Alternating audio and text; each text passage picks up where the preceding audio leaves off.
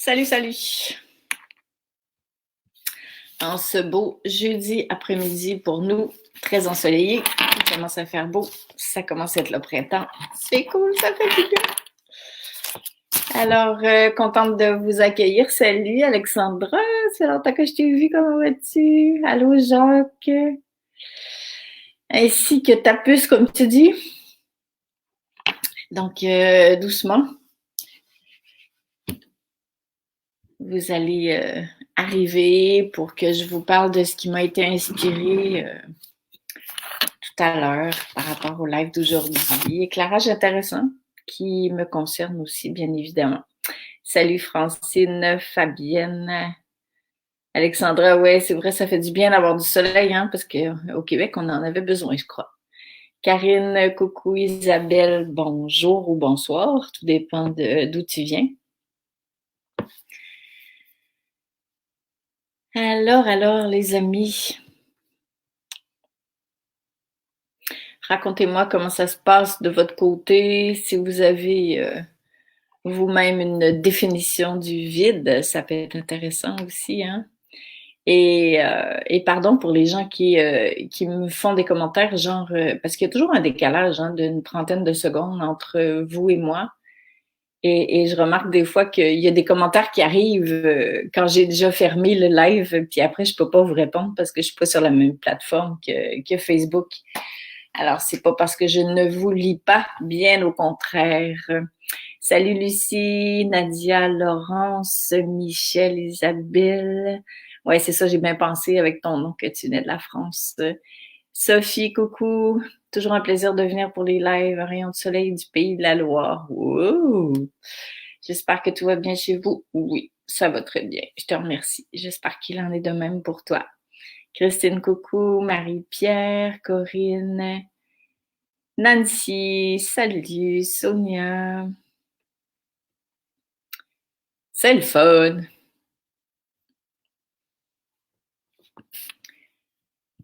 Ah, j'ai vraiment hâte de vous parler de ce thème-là. Marilyn, coucou. Parce qu'il va de choix, de choix, oui. Il va de soi que c'est un sujet qu'on peut aborder sur plein d'angles. Puis l'angle qui m'a été inspiré aujourd'hui, je le trouve fort intéressant. Donc, à qui j'ai pas dit bonjour? Catherine, salut. Nadia, le vide me fait peur, oui, hein. Hello du soir, salut Fred.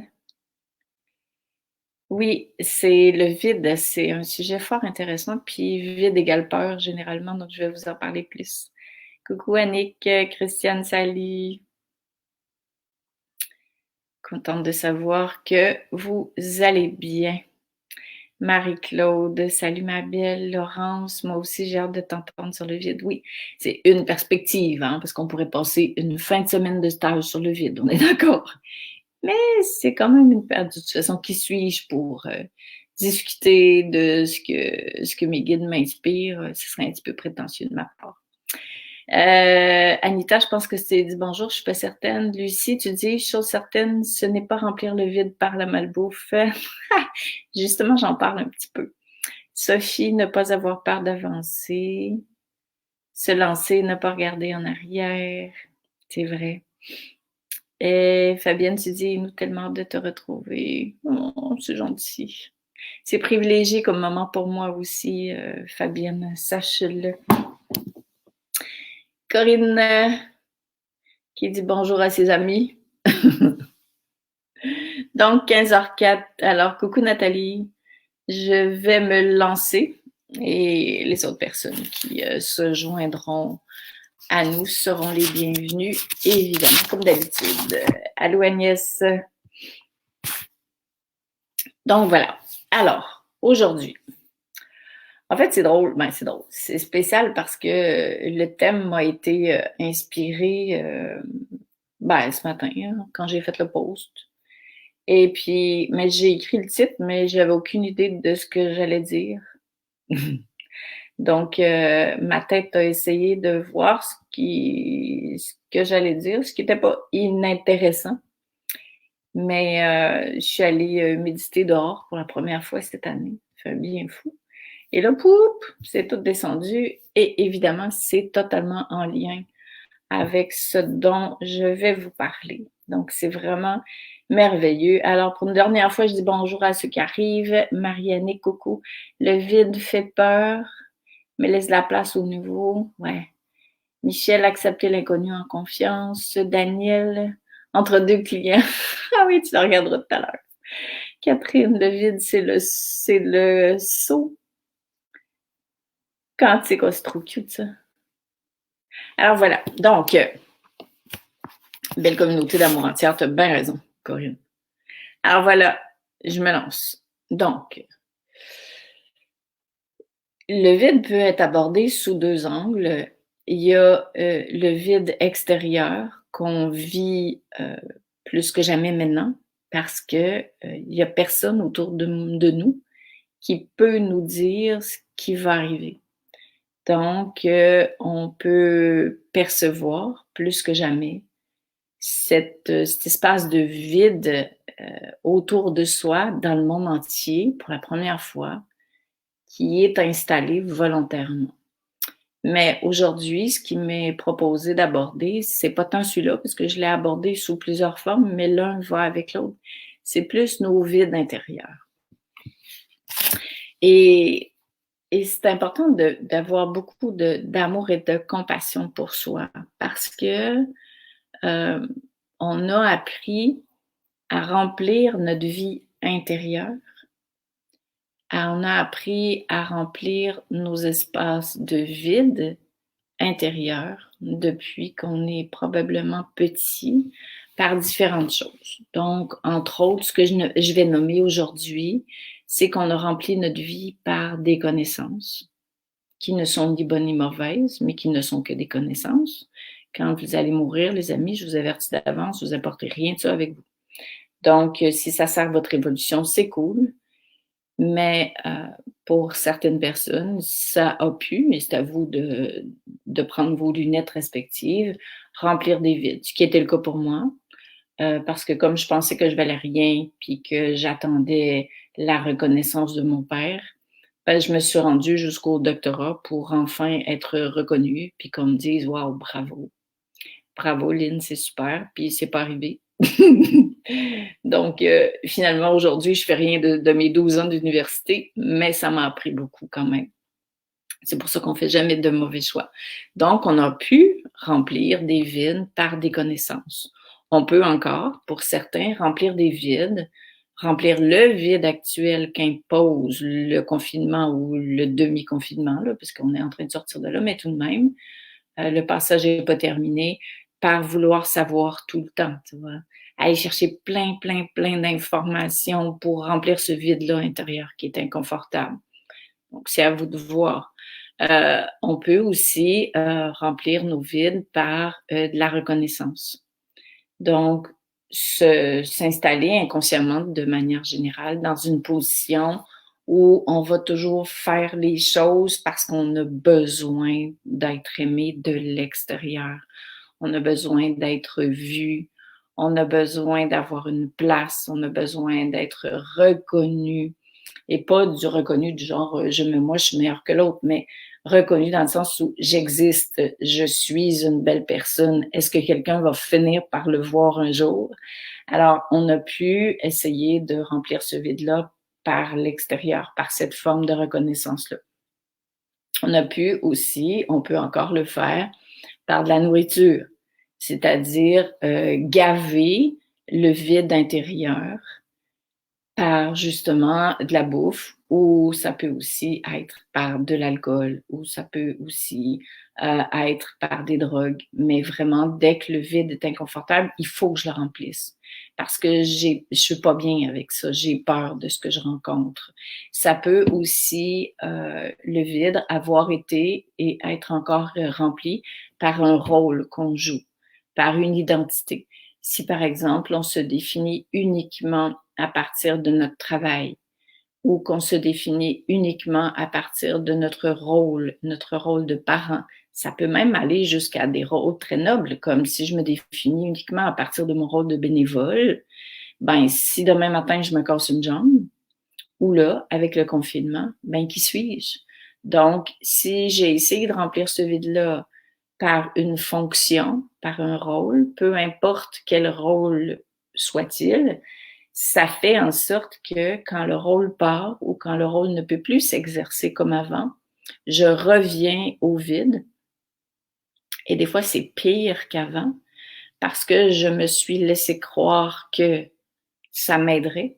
Et là, je me retrouve non seulement à la même place, mais à un endroit encore plus inconfortable parce que je suis obligée de constater que ça n'a pas marché ou je suis obligée de faire le deuil de ce que j'avais mis en place pour remplir un vide. Et là, je me rends compte que je suis dépendant de ce que j'avais mis en place parce que quand ça n'existe pas, je suis vraiment pas bien.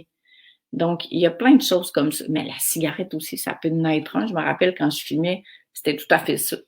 J'étudiais, je fumais, je savais pas pourquoi je fumais, mais comme j'étudiais de longues et longues heures, des fois jusqu'à 2 heures du matin, j'étudiais tout le temps avec une cigarette. Puis j'avais tout le temps la cigarette sur la tête de même, puis on dirait que ça m'aidait à me concentrer. Mais ça remplissait un vide. Si je me retrouvais tout seul dans un restaurant, je trouvais que j'avais l'air folle parce que j'avais peur de ce que les autres allaient dire. Donc, je m'allumais une cigarette. C'est comme si j'avais une amie. Ça me donnait une contenance.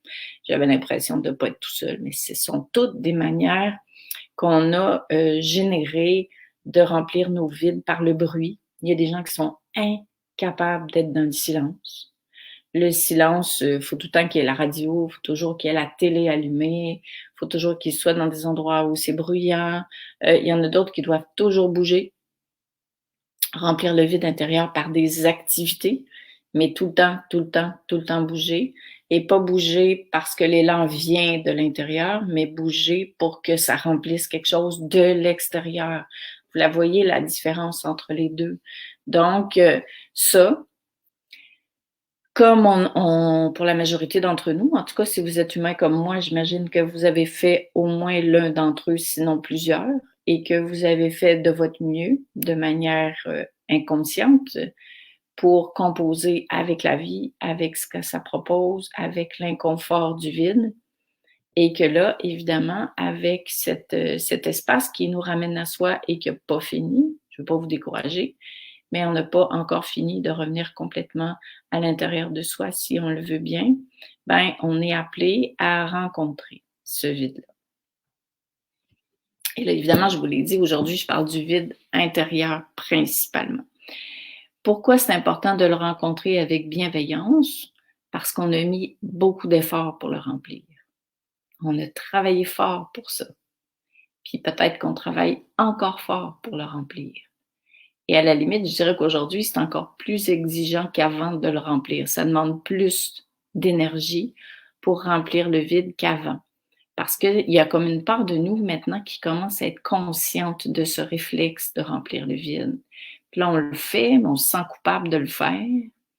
Et puis là, ben, en même temps, il y a quelque chose qui nous dit, je le fais pareil par réflexe parce que je sais pas comment faire d'autre ou parce que j'ai pas encore le courage d'y aller, mais puis tout ça, c'est l'ego. C'est l'ego qui a peur du vide parce que le vide, oui, c'est l'inconnu, mais le vide, c'est aussi beaucoup plus que ça. Donc, c'est là où je veux vous amener aujourd'hui en termes de réflexion, si ça vous parle, bien sûr. Hein.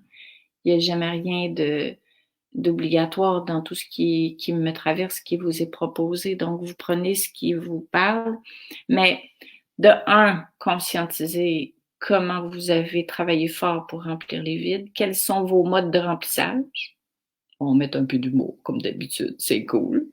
Donc, c'est quoi vos modes de remplissage? Il y en a qui se remplissent, là, vous allez rire de moi, mais par la relation sexuelle.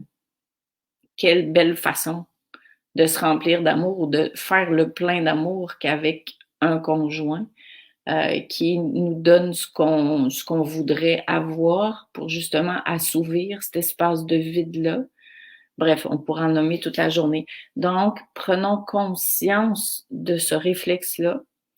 Une fois qu'on l'a vu dans notre quotidien, aimons-le, reconnaissons-le, mais avec amour et bienveillance, et ayons beaucoup, beaucoup de compassion pour notre ego qui a travaillé vraiment fort pour ça. Alors, pourquoi dans le titre, j'ai parlé d'âme courageuse? Parce que le fait de plonger dans ce vide-là, ça demande beaucoup de courage. J'adore cette expression-là. Alors, ça, c'est important de réaliser que ça, malheureusement, ça se fait pas comme ça parce que c'est un exercice qu'on a besoin de faire à l'heure actuelle.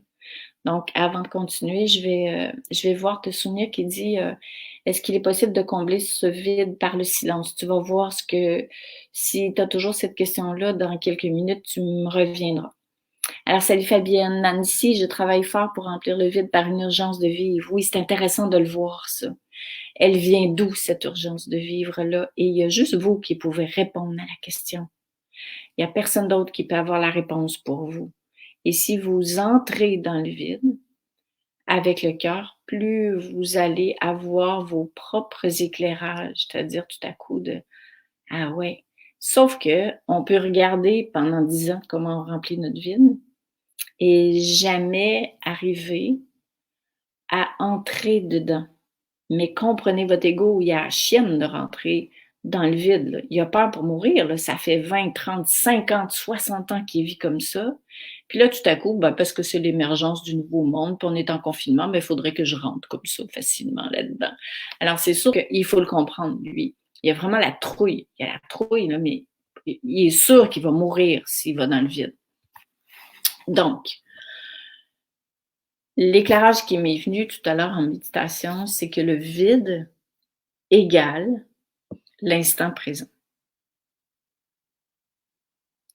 L'instant présent égale le vide. Donc, notre impression de vide, quand on ne peut plus ou qu'on choisit de ne plus le remplir, peu importe l'espace-temps, par ce qu'on faisait, c'est qu'on entre profondément dans l'instant présent. Merci mes guides de me l'avoir montré parce que je trouve que quand on commence à dire que le vide égale l'instant présent, ça fait moins peur. Ça fait pas oh mon Dieu, je saute puis il va m'arriver quelque chose. Ça fait moins perte de contrôle. Ça fait plus changer de définition parce que on change justement de paramètres pour vivre la vie.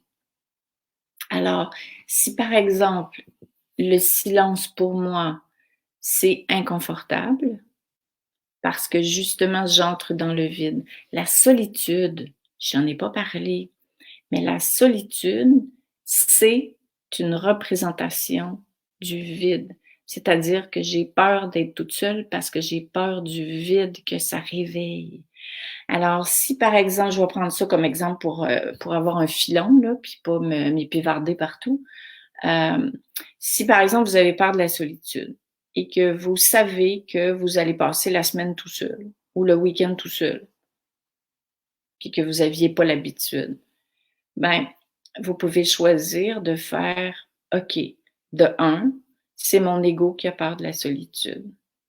Après ça, vous pouvez vous dire, ah oui, d'accord. Et là, parler à votre ego et lui dire, mais t'as peur de quoi au juste?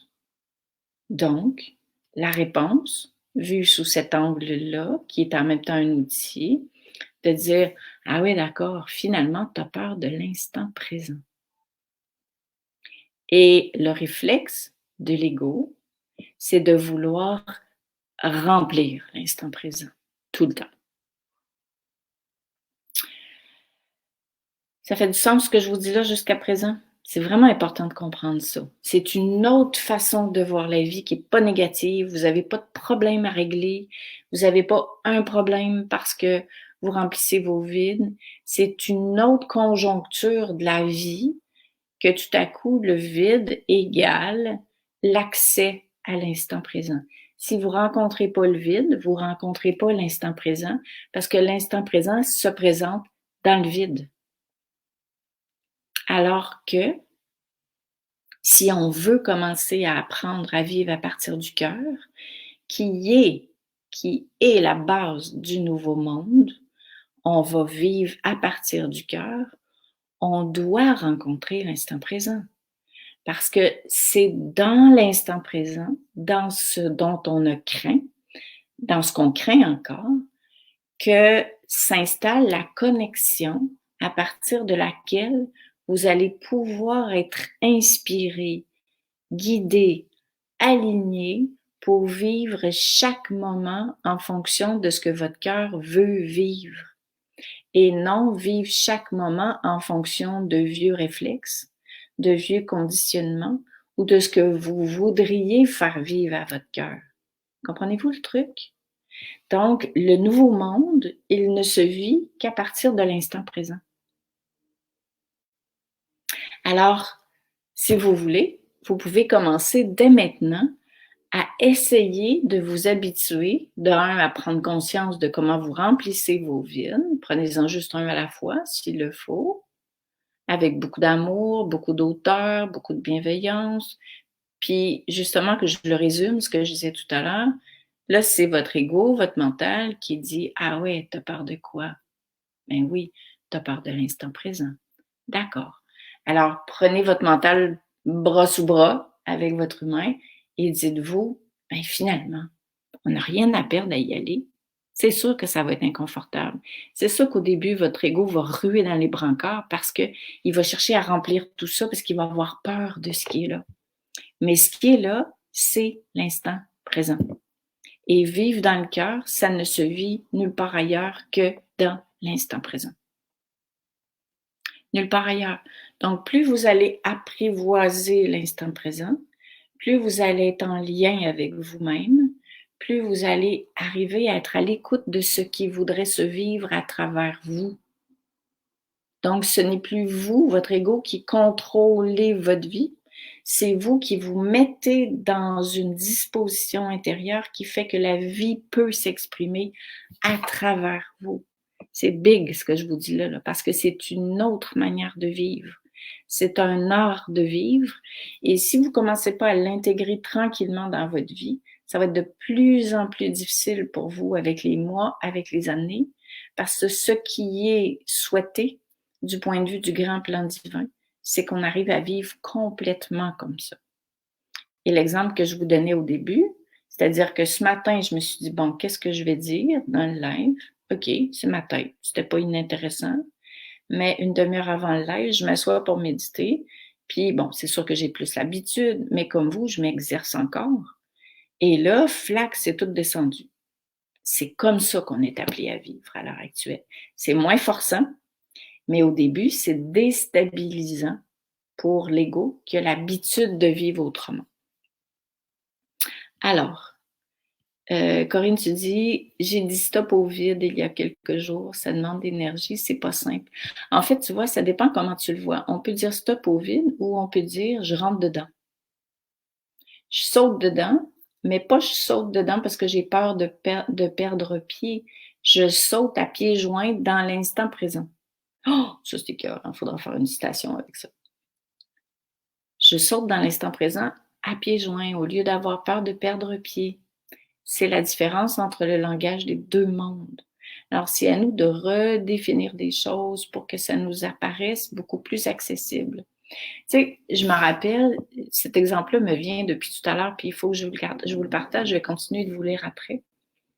Mais quand j'accompagnais les personnes en fin de vie, j'avais une dame qui avait beaucoup de difficultés respiratoires, c'est-à-dire elle étouffait, quoi.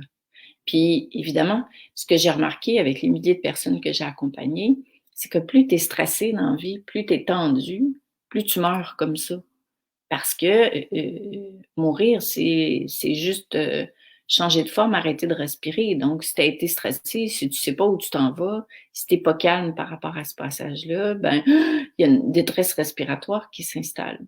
Et c'était la première fois que, évidemment, mon cœur à travers moi m'a soufflé à l'oreille de lui proposer un exercice. C'est ce qu'on a fait ensemble, puis vous pourrez l'essayer si vous voulez. C'est une autre manière de contacter l'instant présent.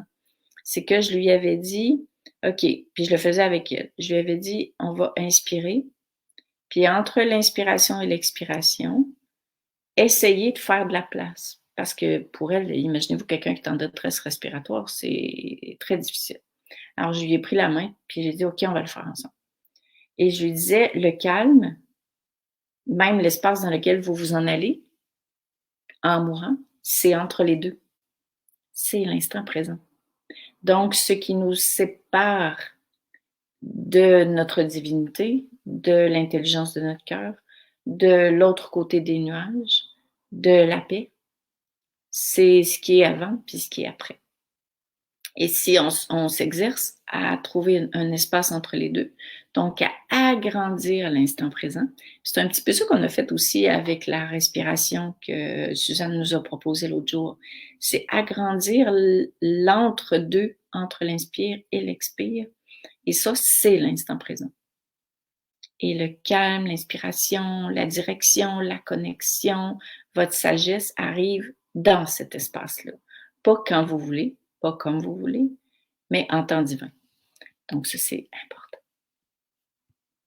Alors, Nathalie, est-ce qu'avoir le vertige en lien avec la peur de se vide? Moi, je pense que je viens de répondre à ta question.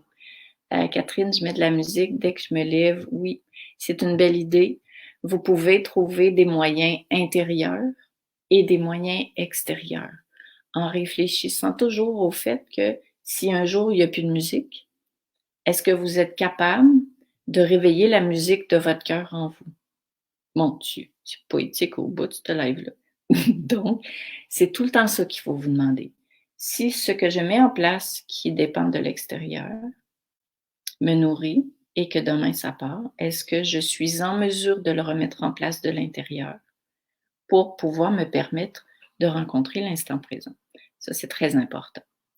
Fabienne, tu dis, oui, c'est du vécu, cette transformation pour moi, je ne supportais pas la solitude. Quand on accueille l'instant présent, de très belles choses arrivent, oui. Et c'est des choses auxquelles on n'a pas idée. C'est ce qu'on appelle l'émerveillement.